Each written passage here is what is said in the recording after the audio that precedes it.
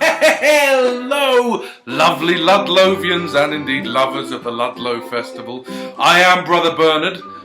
Some call me Jem Roberts. And what a shame not to be there with you all for this year's festival, there in the Blue Boar Courtyard or in the sitting rooms or any number of wonderful places where we've shared tales of Britain over the years. But what I can do at least is share an exclusive Ludlow story with you, and I can sort of stare at this picture for a bit and keen a while, but although that picture's probably taken around about 94, I would guess, so things have changed a fair bit since then, but not as much as they have since this story was told. And this is a story, you might have seen this book at Castle Bookshop and any number of other places. There are 77 stories here from Scotland, Wales, Kernow, England, the Isles, all around Britain. Famous tales, tales that you've never heard of, funny tales, sad tales, all kinds of scary tales.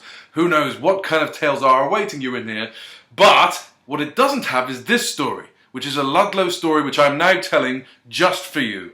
And it's completely free to me, I'm not charging you, but there's a donate button there for the wonderful people who run Ludlow Festival. And if you fancy a copy of this, pop in and see Stanton at the Castle Bookshop, or maybe go online to Tales of Britain. But for now, you'll only have this version of this story, and it's called Robin's Arrow. Did you know there was a Robin Hood story based in Ludlow? Well, now you do.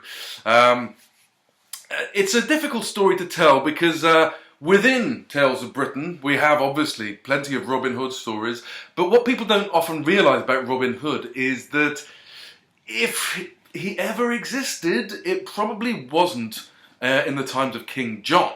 It was probably a little bit later. King Edward was the king that was originally connected to Robin Hood, and that's where we have tried to set the stories in this version to get as true to the roots of the legend as possible.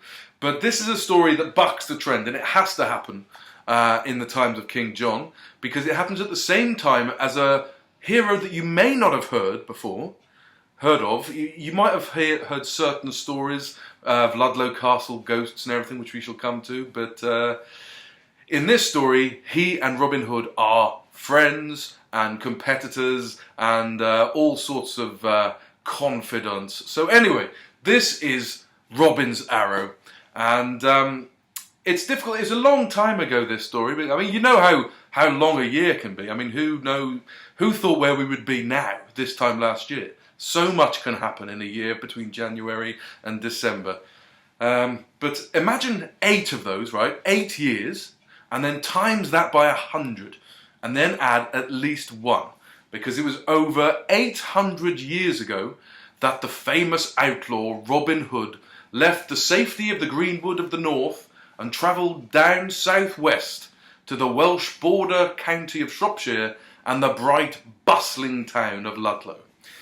It took a lot to convince a guy like Robin to take a break from his campaigns in Yorkshire, to leave his lady Marian and fellow outlaws Friar Tuck, Little John and Will Scarlock.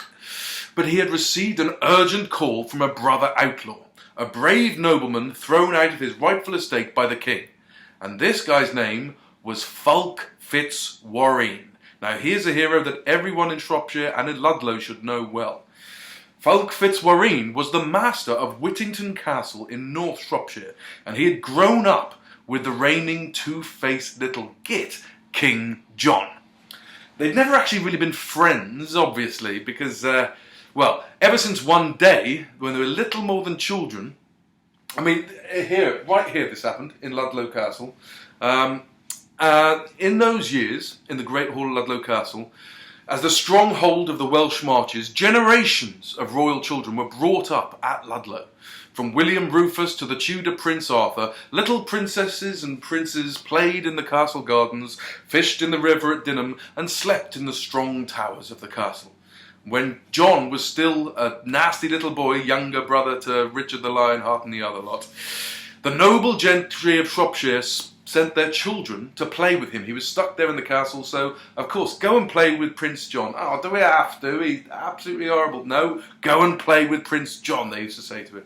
The children were obviously never happy about having to go and play with him, though, because John was a pest, a crybaby, and a villain, even at that age. Fulk was also brought up in Ludlow by the valiant Jos de Dinan. I think I'm pronouncing that properly. Never met the guy myself.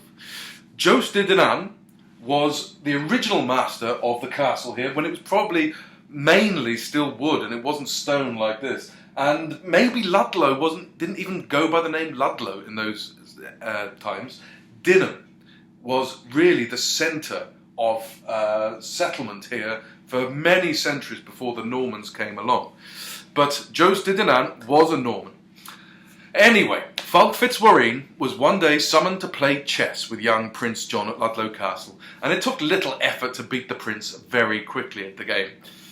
At this, the petulant John took the chessboard and threw it at the young Fulk, who quickly came back at the prince with a kick to the belly and a punch in the nose.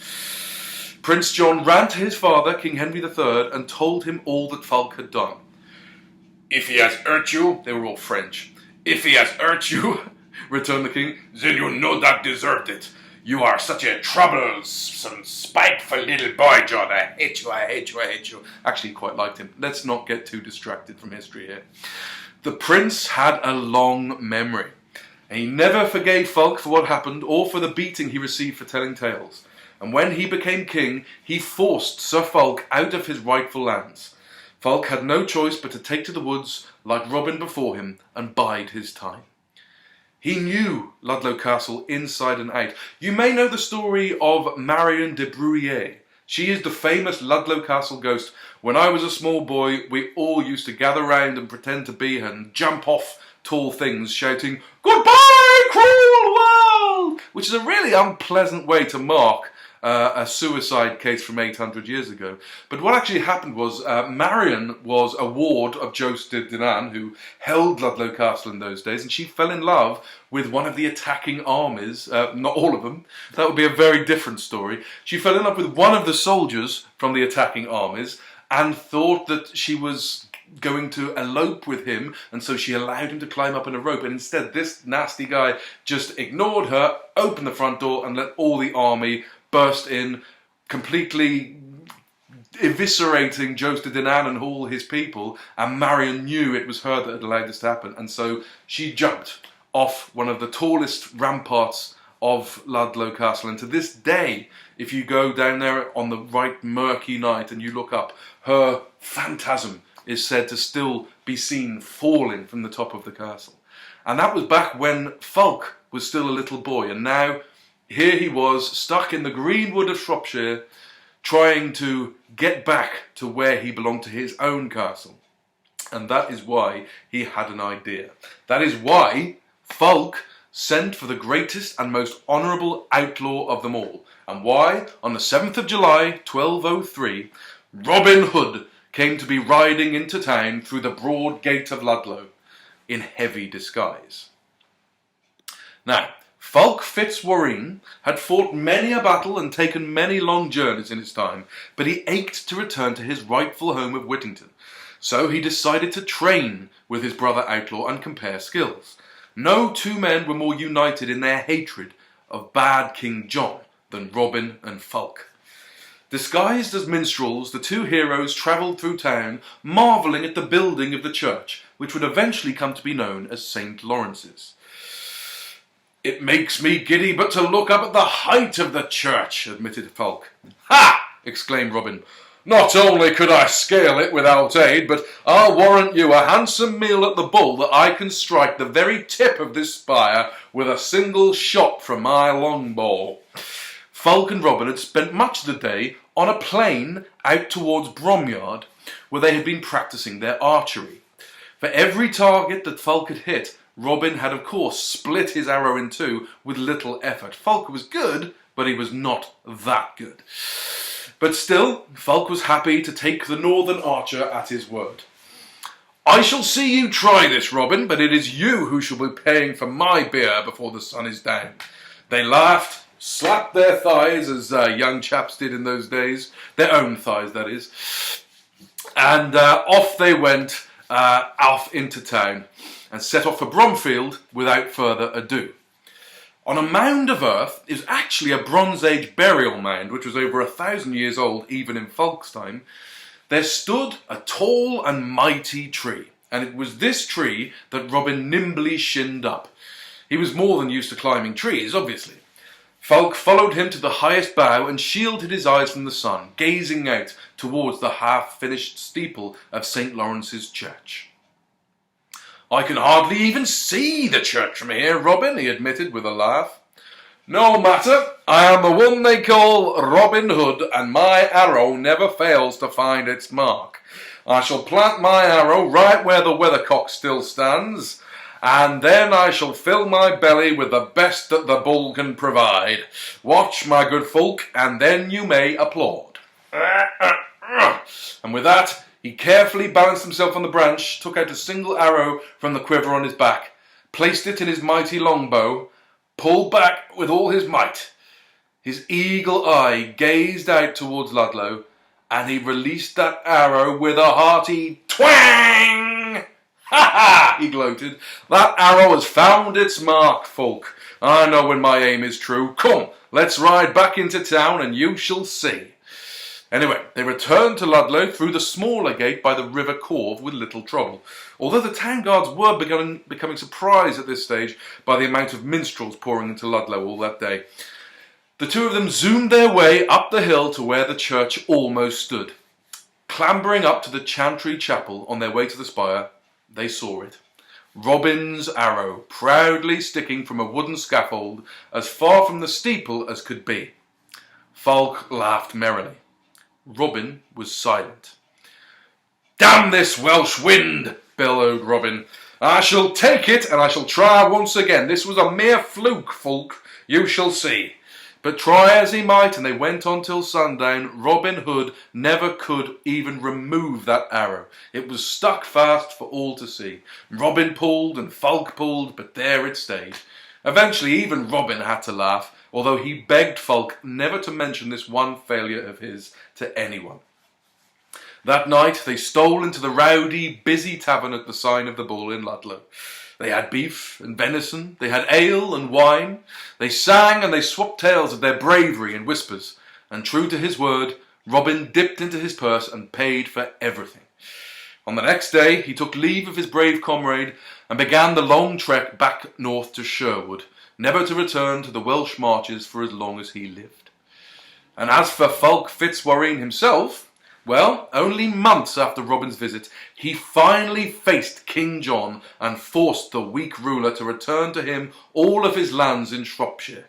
Whittington Castle was his once again, and there he went forthwith, and he kissed and hugged his wife and children, assuring them that his fighting days were over, and he could settle down and put on a little bit of weight. He even played a crucial part in the signing of the Magna Carta, which was a new set of rules purely for nasty old John, forbidding the king to act on his own rash counsel ever again. Some see that as the start of democracy the world over. Some say we're still waiting for democracy to start. That, again, is another story. But anyway, if you are ever in the town of Ludlow, you might be in there right now, why don't you just go to St. Lawrence's, go around to Church Walk, and take a look up at the Chantry Chapel roof, and you will see a golden arrow. Some say that the arrow is there to mark the Fletcher's chancel, a Fletcher being an arrow maker, the people that used to make the little feathery bits on the back and so forth. But you and I now know different. If you care to take a stroll out towards the racecourse at Bromfield, you'll see a long mound with a tree growing on top of it. This tree is the grandson of the very tree that Robin and Fulk climbed. And the mound is known to this day as Robin Hood's Butt, the site of the one time when the famous Robin Hood failed to hit his mark. You will try and keep Robin's secret, won't you? I mean, I'm not going to put this up on YouTube or anything. It's just between you and me. Anyway, that's the end, and as they sing, Fulk returned to Whittington, the lord of all he saw, and Robin had a long ride home, but he was never sore. That's a strange kind of rhyme, isn't it? But as I say, maybe it was Robin, maybe it was somebody else, but we should know the story of Fulk Fitzwarren so much better than we do. It would make a fantastic sort of Sunday night, tea time, BBC One swashbuckling adventure. So if there are any producers out there, then go and look into it. And I hope that we'll be back for Ludlow Festival again next year, and maybe many years to come. You can still pop into the shop and pick up Tales of Britain, and hope to see you again. Take care, everyone. Goodbye.